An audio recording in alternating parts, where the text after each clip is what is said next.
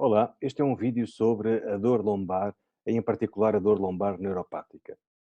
É um tema que eu acho de veras importante rever, revisitar e aprofundar, na medida em que é um sintoma ou são sintomas que são a causa mais frequente de procura de um osteopata. Temos uma grande percentagem de pacientes que procuram terapêutica osteopática com diagnósticos, muitas vezes feitos por outros profissionais de saúde, de lombalgia. Outros têm diagnóstico ou sintomas de lombocetalgia, ou seja, uma dor lombar com uma componente neuropática ou neurogénica, e sabemos nós que a lombalgia em si, como diagnóstico, não é um diagnóstico em nada específico, porque há muitos tecidos que podem causar dor lombar, sejam somáticos ou não, e de resto a dor também pode ser a doença em si, a manifestação da doença em si, e não tem que estar relacionada a dor se houver uma alteração no sistema nervoso central ou no sistema nervoso periférico, não tem que estar relacionada a dor com alguma alteração, com alguma lesão tecidual. E, portanto, isto faz com que o diagnóstico e o raciocínio, naquilo que diz respeito à dor lombar, seja também ele complexo. Desde logo porque as dores lombares neuropáticas e neurogénicas podem se confundir com as chamadas dores lombares simples ou as lombalgias simples. As lombalgias simples acontecem normalmente por alguma alteração ou lesão nos tecidos somáticos. As dores lombares neuropáticas significa que há uma lesão no sistema nervoso, falamos na região lombar do sistema nervoso periférico, ou neurogénica.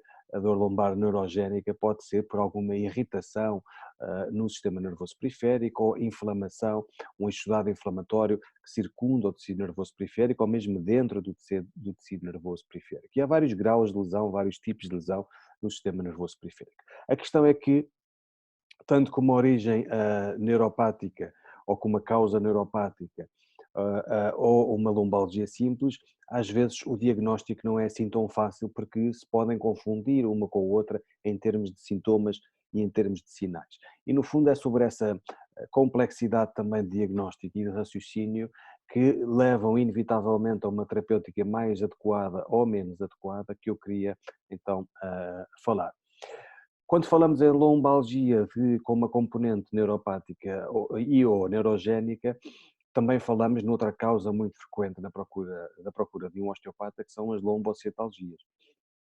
E quando pensamos em lombocetalgias, há também um diagnóstico que é muitas vezes usado ainda, hum, e que de facto não corresponde àquilo que são os conhecimentos atuais de anatomia, de neuroanatomia, de fisiologia, de biomecânica, mas que de alguma forma se foi enraizando naquilo que é a nossa memória ao longo do nosso percurso académico e também profissional, e que é comum se dar, estou a falar do síndrome do piramidal, e que por ser tão comum este diagnóstico, mas por não assentar em bases atuais da neuroanatomia e de fisiologia, também acaba por levar muitas vezes a uma terapêutica desadequada e um prognóstico então pior do quadro clínico do paciente.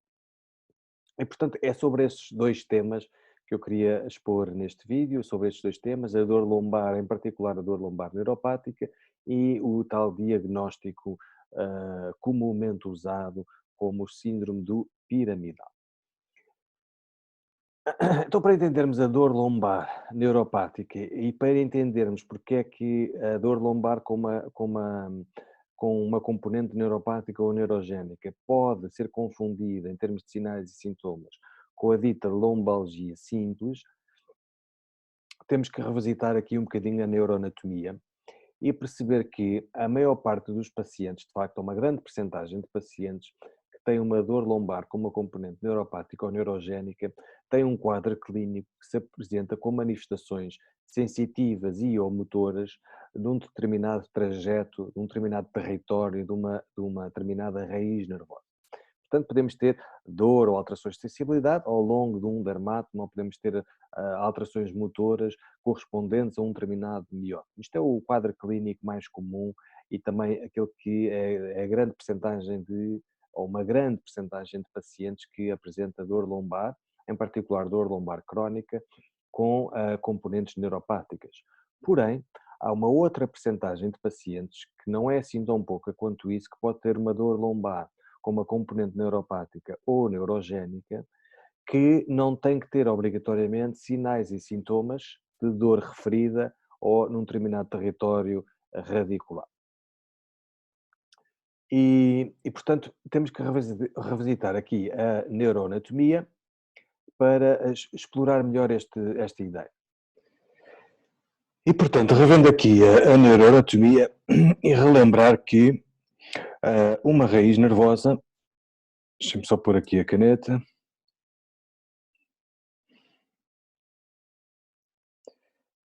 relembrar que uma raiz nervosa é o encontro, a união de uma raiz posterior e uma raiz ventral, ou raiz anterior.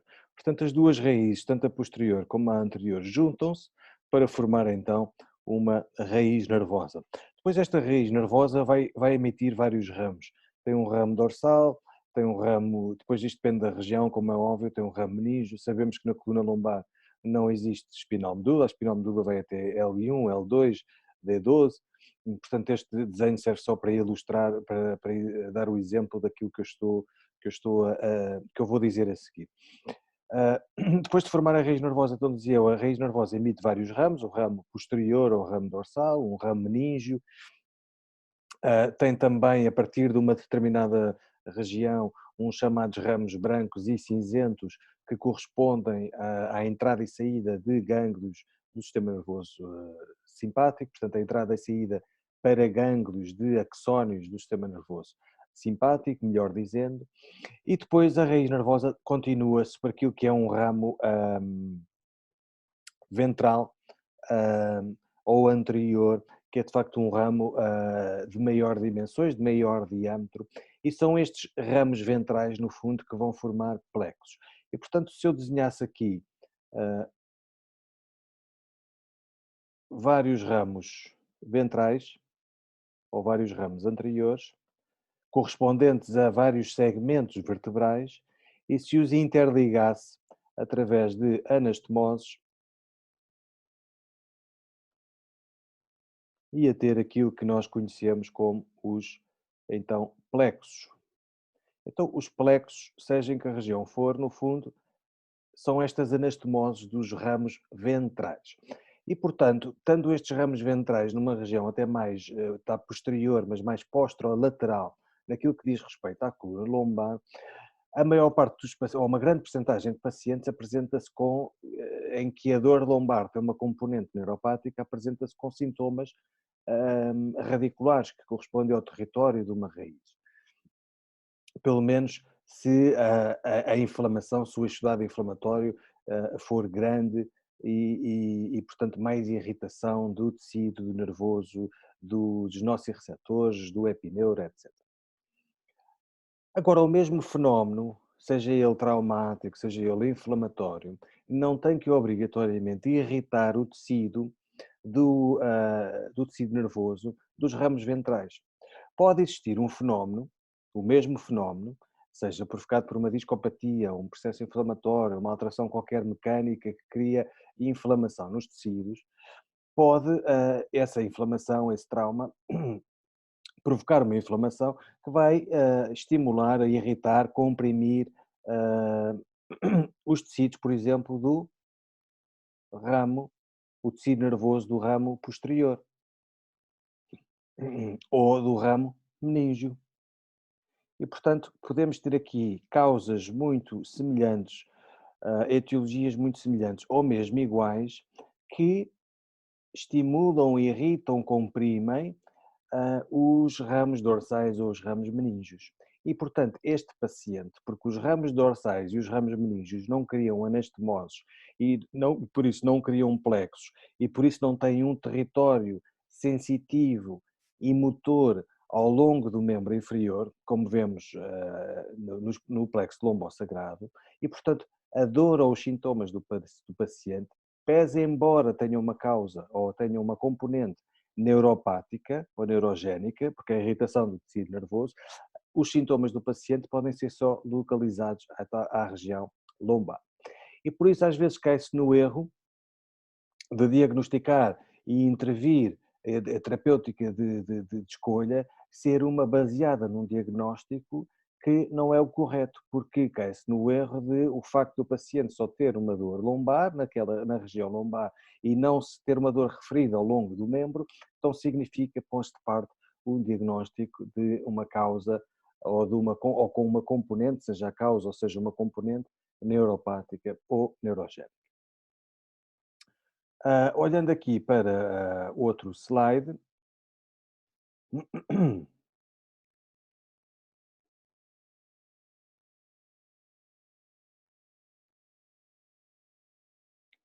só um minuto. Temos aqui a mesma ideia então, isto é, só um minuto. Temos aqui uns segmentos intervertebrais em que eu retirei a vértebra de L4, temos aqui o disco intervertebral de L4 e de L5, em que eu retirei a vértebra de L4, e estamos a olhar então numa vista antrolateral, no caso esquerda.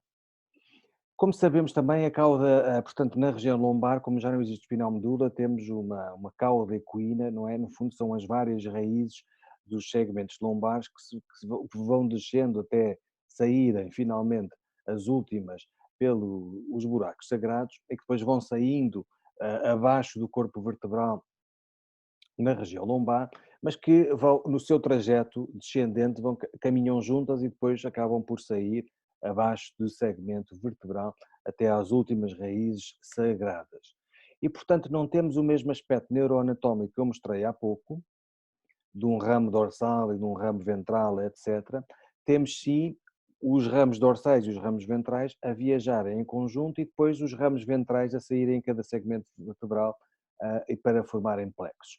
Aqui, temos aqui a região ventral, o ramo ventral. E como vocês veem, juntamente com o ramo ventral de um segmento superior, acabam por formar então aqui o plexo lombosagrado.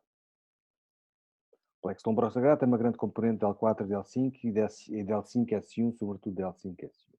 Mas se olharmos mais na região posterior, temos aqui aquilo que é o ramo dorsal ou ramo posterior.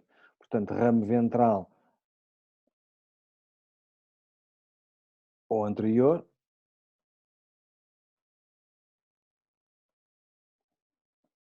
e aqui teríamos o ramo posterior ou dorsal. Agora imaginem que temos uma discopatia, que são bastante frequentes nestes níveis, ou temos uma degeneração dos tecidos somáticos, seja ligamentares, seja articulares, tudo junto, enfim, ou temos uma alteração mecânica de assimetrias musculares e desequilíbrios de forças, etc., que criam um processo inflamatório, ou uma discopatia cria um processo inflamatório, etc. É muito comum haver, principalmente quando falamos em discos, a questão ser, o problema ser posterolateral, não é? Portanto, posterior e lateral, o que faz com que haja uma maior probabilidade de irritação por este estado inflamatório normalmente, deste ramo ventral que vai formar os tais plexos e, portanto, a dor pode-se manifestar ou os outros sintomas no trajeto daquela raiz. Porém, podemos ter a mesma alteração, isto é uma discopatia também, que é mais posterior e menos posterolateral, é mais paramediana. E, portanto, pode criar um processo inflamatório que vai irritar o quê? O ramo posterior e não o ramo anterior, ou o ramo ventral. Podemos ter uma alteração ligamentar, há uma alteração mecânica, um desequilíbrio mecânico, temos uma alteração do ligamento longitudinal posterior ou dos ligamentos amarelos, ou seja o que for, cria aqui desequilíbrios mecânicos e, porventura, um fenómeno inflamatório, um estado inflamatório, e esse estado inflamatório irritar os ramos ou comprimir os ramos posteriores e não os ramos anteriores. Eu relembro que eu aqui retirei o tecido neuromeníngeo, retirei o saco dural e retirei o tecido neuromeníngeo que reveste, estou a falar do tecido neuromeníngeo da dura, que reveste o tecido nervoso, e como nós sabemos daqui para a frente, já falamos de epineuro e não de dura, mas tirei aqui o saco dural e aquela camada mais fina da aracnoide, mas relembrando que este tecido neuromeníngeo tem uma inervação própria, chamada nervo inervorum, não é? E essa inervação própria está cheia de nociceptores. E, portanto, um exudado inflamatório com substâncias pró-inflamatórias, como as citoquinas ou outras, podem perfeitamente, só a inflamação, estimular os nociceptores, com as bradicininas, etc. Portanto, aquilo que eu quero dizer é que nem todas as discopatias têm que obrigatoriamente comprimir ou criar um processo inflamatório que irrite o epineuro dos ramos ventrais. Podem ser também posteriores, paramedianas, e haver o mesmo fenómeno, mas que irrita ou comprime o ramo posterior, como pode haver uma alteração mecânica de causas mecânicas de desequilíbrio de forças de músculos, de ligamentos, de facetas, e com isso criar também um processo inflamatório e ou mecânico, e esse irritar o ramo ventral, como pode irritar o ramo posterior, como podem irritar, e aqui não se vê, mas o ramo meníngeo. O que é o ramo meníngeo? O ramo meníngeo são aqueles axónios que vão dar, ou seja, são nociceptores e também são proprioceptores de quê? Inervação do disco, região periférica do disco, principalmente da parte posterior do disco, mas também nociceptores dos ligamentos, também nociceptores do periósteo, também a proprioceptividade dos ligamentos. Podemos ter ramos simpáticos neste ramo meníngeo que vão dar inervação simpática aos vasos sanguíneos, por exemplo. Nós sabemos que os vasos sanguíneos também têm nociceptores, e a informação nociceptiva daquilo que é a informação daquilo que são as vísceras, a maior parte das fibras de nociceptividade são do sistema nervoso simpático, mas o sistema nervoso simpático também dá inervação aos vasos sanguíneos para vasoconstrigir ou vasodilatar os vasos sanguíneos, e, portanto, este ramo meníngeo também pode ser afetado, e se for afetado temos um fenómeno nociceptivo ou neuropático, porque afeta ramos meníngeos, mas nociceptivo localizado aos discos intervertebrais, ao periósteo, aos ligamentos, inervados por esse ramo meníngeo. Ou mesmos sintomas localizados pela inervação do ramo posterior, que tem fibras da sensibilidade, também da proprioceptividade, seja ela consciente ou inconsciente, ou da sensibilidade grosseira, ou da dor, ou fibras motoras que vão para a parte posterior do tronco. E, portanto, é isto que faz, no fundo, com que também dificulte o diagnóstico e depois a escolha da terapêutica, porque podemos ter as mesmas condições, o mesmo quadro, o mesmo tecido nervoso, ou também com uma componente neuropática envolvida, mas os sintomas e sinais serem, de facto, diferentes. Uns são localizados, outros tornam-se outros são radiculares, não é?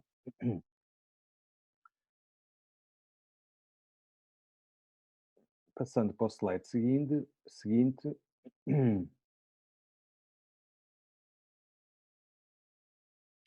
Desculpa lá.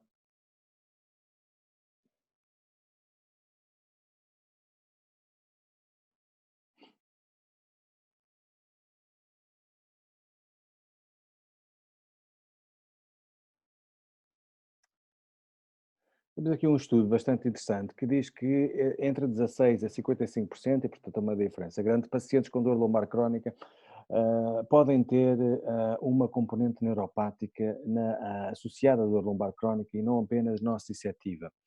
É um jornal de European Journal of Pain. É um estudo de 2016, um artigo científico de 2016, que fala da proporção de pacientes com dor neuropática ou como uma componente da dor lombar crónica. Então, pacientes com dor lombar crónica, vejam que apenas 8% a dor é restrita à região lombar. Entre 15% tem uma dor referida e, portanto, proximal, mas ainda assim uma dor que se espalha, que é referida. 39% da dor de pacientes com dor lombar crónica, segundo este estudo, tem uma dor referida distal e, portanto, pode ter uma dor referida num trajeto, que seja um trajeto de radicular de uma raiz, ou pode ser só uma dor referida mais espalhada, sem corresponder exatamente a um determinado dermatoma, e portanto aqui já cria confusão, mas que não tem sinais e sintomas neurológicos. E esta é outra questão, que é, nem todos os pacientes com uma componente neurogénica têm que ter alterações de sinais neurológicos quando vamos fazer o exame neurológico. E, portanto, a dor e os sintomas percepcionados pelo paciente, mesmo com um exame neurológico normal, embora possam ter um prognóstico melhor, mas não invalida que não exista uma componente neuropática ou neurogénica. E vejam que 80% dos pacientes com uma dor lombar crónica têm uma radiculopatia típica, com distribuição ao longo do território de um dermatomo e que apresentam sinais neurológicos. E, portanto, a grande percentagem tem, mas temos aqui uma percentagem bastante elevada, de 40%, tem uma dor referida distal, mas que não tem alterações nenhumas no sistema nervoso, e que isto pode-se confundir, eventualmente, com uma dor de origem miofacial, etc., ou dor referida de uma articulação, ou articulações, ou ligamentos, etc. Temos 15%, e se juntarmos aos 8%, temos aqui uma população de 23% que tem uma dor na região lombar, quanto muito é referida, mas fica muito na proximidade, mas que não apresenta nem sinais e sintomas mais à distância, nem um exame neurológico alterado. Portanto, temos aqui uma percentagem grande de pacientes, 20 e tal por cento de pacientes, que são o atípico daquilo que nós estamos habituados a ver. E diria que muitas vezes nestes casos, ou nos casos em que o exame neurológico está normal, às vezes incorremos em riscos porque aplicamos técnicas e um raciocínio e um eventual prognóstico está desadequado. Porquê? Porque o raciocínio de diagnóstico também não foi o correto e não teve em conta estas alterações e estes fenómenos de fisiologia e de fisiopatologia. Passando ao dispositivo seguinte.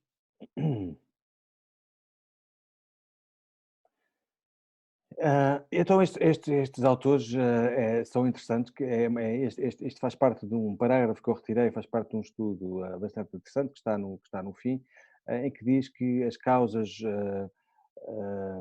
mais comuns de mononeuropatias podem-se dividir em duas grandes categorias, sendo que a categoria mecânica, causas mecânicas, ah, são bastante comuns de mononeuropatia. As causas mais frequentes são de facto causas mecânicas e tipicamente ocorre por a compressão mecânica de canais fibrosos ou canais ósseos, ou tecido mais endurecido, mais fibrótico, tecido facial mais endurecido, canais miofibrosos mais endurecidos, uh, que podem causar, estou-me a lembrar, por exemplo, dos nervos cúneos superiores, que às vezes nos esquecemos que existem uns nervos importantes que vêm da lombar superior, mas que dão informação sensitiva a toda a região suprailíaca posterior e a região toda glútea, e portanto, a causa mais frequente de compressão destes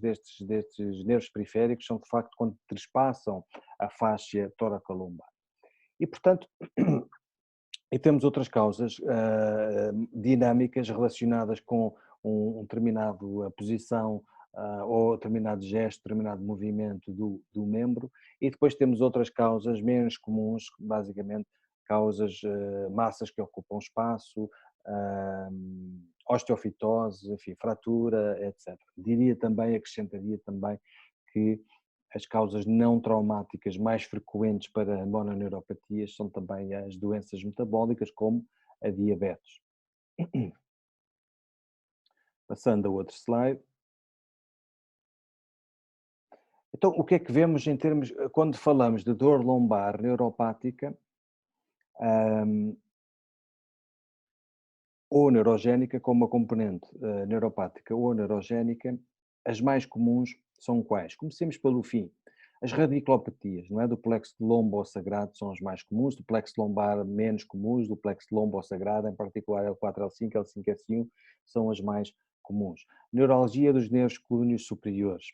Às vezes esquecemos da relação anatómica e da relação de interface de faixa toracolombar com os nervos clúneos, e temos muitas vezes pacientes que não, tendem a não melhorar e evoluir os sintomas, e os sintomas são de dor referida, que começa na região superior lombar, ou às vezes inferior, depende de como se manifesta clinicamente, e que vem até a região glútea, médio glútea, ou mesmo até à tuberosidade esquiática, e que às vezes se confunde com uma sacroileite ou uma lombocetalgia, mas que de facto tem a ver com os nervos clúneos superiores, que nascem então da coluna lombar superior, como vocês sabem. Outras neurologias menos comuns, mas que fazem parte das condições clínicas que mais comumente aparece, tendo em conta que são pouco comuns, pelo menos na área da osteopatia. Claro que isto depois depende entre que área que vocês trabalham, não é? Eu, por exemplo, orientei muito para as condições neuropáticas e as neuropatias periféricas e neurogénicas, portanto, se calhar pertenço a um grupo de profissionais que a percentagem de pacientes que aparecem com sintomas neurogénicos é maior do que aquilo que é um osteopata mais geral, não é? Agora, quem trabalha mais na área da gravidez, etc., pode ter com mais prevalência neuralgias, por exemplo, do nervo genitofemoral ou do nervo obturador. As neuralgias do nervo pudendo, a causa mais frequente é a compressão do nervo pudendo naquilo que é chamado o canal de Alcock, numa relação íntima anatómica com o obturador interno, muito associado a quem passa muito tempo sentado, ou ciclismo, etc. E a meralgia parestésica, que não é assim tão frequente, depois também depende da atividade de cada um, inclusive da roupa que usa. E temos finalmente o que está destacado em primeiro lugar, de propósito, entre aspas, o chamado síndrome do piramidal. Então é sobre esta agora a segunda parte do vídeo que eu gostava de chamar a atenção. Vou passar aqui para outro slide.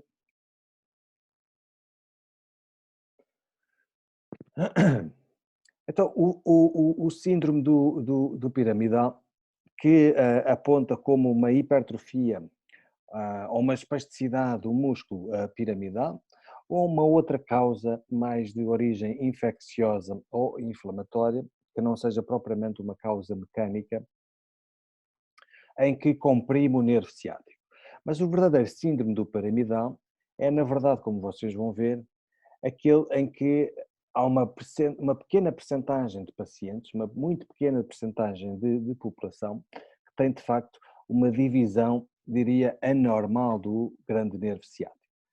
Portanto, o grande nervo ciático, vocês sabem que é então o conjunto de raízes de L5, S1, L4, L5, S1, S2, S3, com muito menor extensão, portanto, sobretudo em grande quantidade de L5 e S1, e que passa então, em termos neuroanatómicos, de facto passa por baixo daquilo que é o chamado músculo piramidal ou músculo piramiforme, tuberosidade esquiática, e desce então pelo resto portanto, pela coxa, e na população, na maior parte das pessoas, a sua divisão começa mais ou menos a meio da coxa, às vezes atrás do joelho, mas normalmente já vem portanto, superior ao joelho. Já começa, diria, a meio da coxa, em que começa a sua divisão. Menos frequente na região suprapopliteia, logo por cima da fossa popliteia, e ainda menos frequente mais em cima na região da bacia, em que já vem dividido o grande nervo ciático. Então, segundo vários autores, podemos ter e depois também depende do autor, mas há autores que consideram 5, 6 tipos de divisão do nervo ciático. Ahm, mas uma grande maioria de autores fala basicamente em 3 tipos, porque também são os 3 tipos mais prevalentes. Temos um tipo 1 de variação do nervo ciático, em que o nervo ciático, como vocês veem, passa, vamos só buscar a caneta,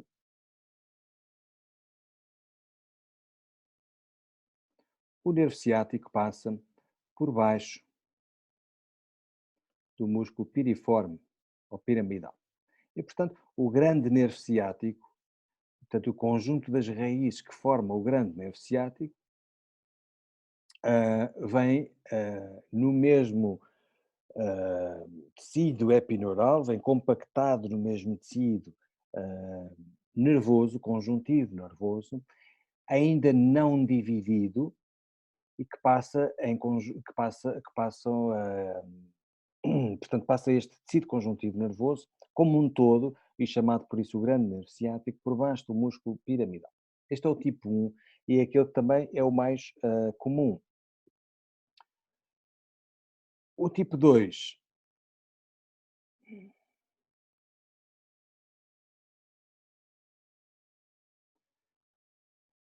Temos o tipo 2, deixa-me só retirar aqui as notas. Então, como vocês podem ver, temos o músculo piramidal, né, ou piriforme. Temos aqui o músculo piramidal ou piriforme. E depois temos aqui uma divisão já, ou seja, já na região da bacia, já vem dividido e, portanto, já passa por baixo do piriforme ou divide-se logo abaixo do piramidal ou do piriforme, divide-se logo no peroneal comum e no tibial. E, portanto, ou já vem dividido de cima, já na região da bacia, ou, ou divide-se logo a seguir a passar por baixo do piriforme, ou divide-se mesmo por baixo do piriforme. Por isso eu dizia que há vários de facto tipos. Não interessa agora, para o caso, não interessa propriamente onde é que se divide, o que interessa é que passa por baixo do músculo piramidal já as duas divisões.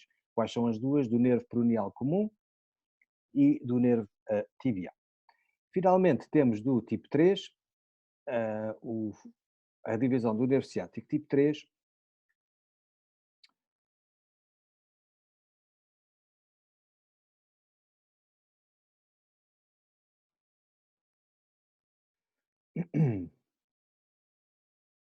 Vocês podem ver aqui, portanto, o músculo piramidal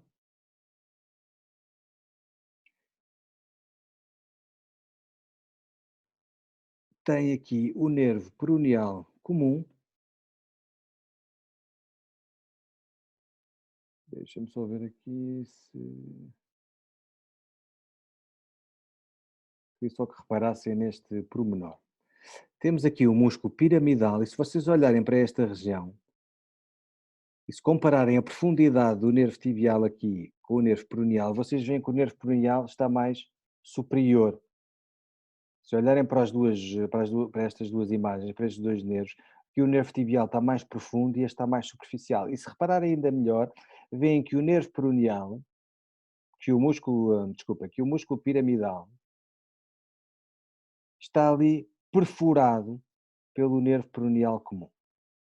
Então temos o nervo peroneal comum e o nervo tibial, que já vêm divididos na bacia, mas que para além de ainda virem divididos, temos uma perfuração do músculo piramidal pelo nervo peroneal comum. Normalmente é este o nervo peroneal comum, porque também é o mais superficial. Então temos um tipo 3 de variação do grande nervo ciático, que já vem dividido nos seus dois compartimentos, peroneal comum e tibial, já vem dividido de cima, mas que normalmente é o nervo peroneal comum que perfura o músculo piramidal. Então, isto é importante porque, na verdade, é isto que é o verdadeiro síndrome do piramidal. Então, temos três tipos. Tipo 1 em que vem o grande nervo ciático vem como um tronco comum e que depois só se divide depois então na coxa.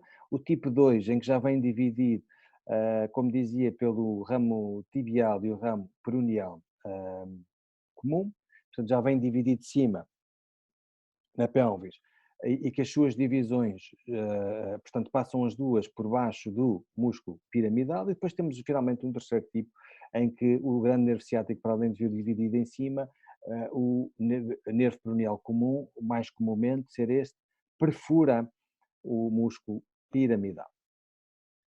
E verdadeiramente é este terceiro tipo, são aqueles que é aquilo que se chama verdadeiramente o síndrome do piramidal.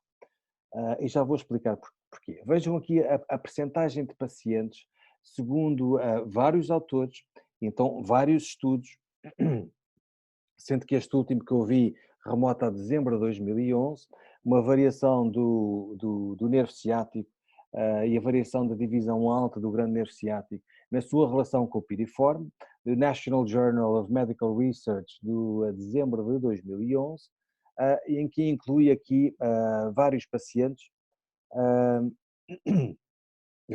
vários autores, peço desculpa, em que os três tipos, temos o primeiro tipo, em que o grande nervo ciático não está dividido, corresponde a 91,8% da população, dos pacientes, ou dos corpos avaliados. Tipo 2, portanto, aquele tipo em que vêm os dois já divididos, mas passam por baixo, os dois ramos, mas passam por baixo do músculo piramidal, temos 2,32%, e depois temos o tipo 3, aquele que é o verdadeiro síndrome do piramidal, a que corresponde a 5,81%. E digo também que este 5,81% eu coloquei aqui por ser a percentagem mais elevada, porque há autores que falam numa percentagem muito inferior a esta. E, portanto, é este verdadeiramente o síndrome do piramidal. Só explicando a última questão, é que, em relação ao síndrome do piramidal, nós temos um músculo que nós conhecemos, que é um músculo que tem um diâmetro e uma área de secção transversa, portanto não se diz diâmetro, mas tem uma área de secção transversa, ou seja, a sua área perpendicular à orientação dos feixes musculares, e portanto se traçarmos uma linha perpendicular à orientação dos feixes musculares, e portanto temos um músculo piramidal sensivelmente deste tamanho, e a linha perpendicular à orientação dos feixes, temos aqui a área de secção transversa, nós facilmente conseguimos perceber, através da biomecânica dos tecidos, que um músculo que tem uma menor área de secção transversa também é um músculo que fisiologicamente está adaptado para produzir menos força. E, portanto, nós temos aqui o contraste de um grande nervo ciático, que é o nervo no corpo humano que tem mais tecido epineural e, por isso, mais revestimento da camada externa, que está mais endurecida e, portanto, protege bem as raízes ou os axónios que compõem o nervo ciático, portanto está bem protegido, e temos também um perineu do grande nervo ciático também bastante elástico. E portanto temos um grande nervo ciático na medida em que é o maior nervo periférico do nosso corpo e que tem axónios sensitivos e motores para toda a região posterior da pelvis até ao pé, e anterior até da perna, portanto anterior e posterior da perna e pé, e portanto tem que ter, e tendo em conta que está no membro inferior, ou seja, articulações de carga que sofrem carga e outras forças, muito mais do que, por exemplo, no membro superior, e portanto temos que ter aqui um tecido nervoso altamente protegido. Ora, pensar que o músculo relativamente pequeno, com uma área de secção transversa relativamente pequena, não preparado para fazer força, que nos tipo 1 da divisão do nervo ciático, que é abaixo do piramidal, teríamos um músculozinho piramidal que de facto causasse uma compressão no grande nervo ciático, tendo em conta que o grande nervo ciático consegue resistir 50, 60, 70 kg de tensão e uma grande pressão concêntrica, precisamente porque é um nervo periférico mais protegido em termos de tecido colagenoso que compõe o tecido conjuntivo nervoso. E, portanto, de facto, isto não acontece. Só acontece no tipo 3, naquela percentagem entre 5, 5,80, 6, 3, 4%, depende dos estudos e depende dos autores, em que de facto o grande nervo, o nervo peroneal comum, perfura o músculo piramidal e na perfuração do músculo piramidal passamos a ter aqui um fenómeno de pinça dos feixes musculares que eventualmente, quando contraem, comprimir o nervo peroneal comum. Então este é verdadeiramente o síndrome do piramidal, que é muito menos frequente, se pensarmos 3, 4, 5%, do que a frequência de diagnóstico do síndrome do piramidal que ainda hoje se dá. E, portanto, no fundo, era esta a minha contribuição e o falar sobre estes dois temas, em jeito de sumário, as lombalgias ou as dores lombares com uma componente neuropática e neurogénica podem-se confundir com as lombalgias simples. E isto porquê? Porque temos 20 e tal por cento de pacientes com dor lombar, em particular dor lombar crónica, que não têm que ter obrigatoriamente sintomas e sinais de dor referida à distância e alterações neurológicas, apesar de terem uma componente neuropática. E, portanto, a nossa avaliação também tem que incluir questionário, a anamnese, em que inclua questões de questões sobre o sistema nervoso e sobre sinais e sintomas relacionados com o sistema nervoso. E, portanto, temos um questionário que eu gosto muito de usar, que se chama Pain Detection Questionnaire, que inclui 30 e pouco perguntas sobre, agora não estou recordado, são 20 perguntas ou são 30 perguntas. Bom, que dá uma pontuação total de 38 pontos. Mas são uma série de perguntas que relacionadas só com alterações no sistema nervoso central ou periférico.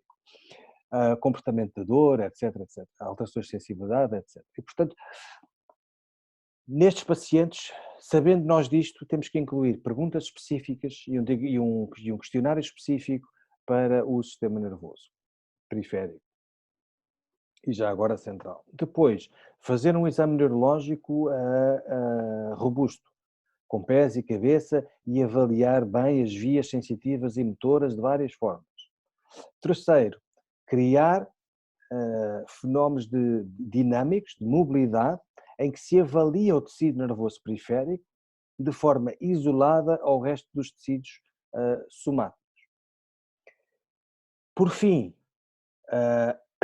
concluir qual é a probabilidade se aquele paciente tem uma componente neurogénica ou neuropática ou não, porque mesmo sem alterações do sistema nervoso, mesmo sem alterações no exame neurológico, podemos ter, quando criamos aqui testes específicos, sejam neurodinâmicos, sejam de compressão, sejam de o Scratch Collapse Test, que eu gosto bastante, seja de avaliar a sensibilidade fina ou a sensibilidade consciente na coluna lombar. Há aqui vários truques, seja com um questionário específico, para conseguirmos afirmar com maior probabilidade e com maior correção se aquele paciente com uma dor lombar localizada tem ou não tem uma componente neuropática.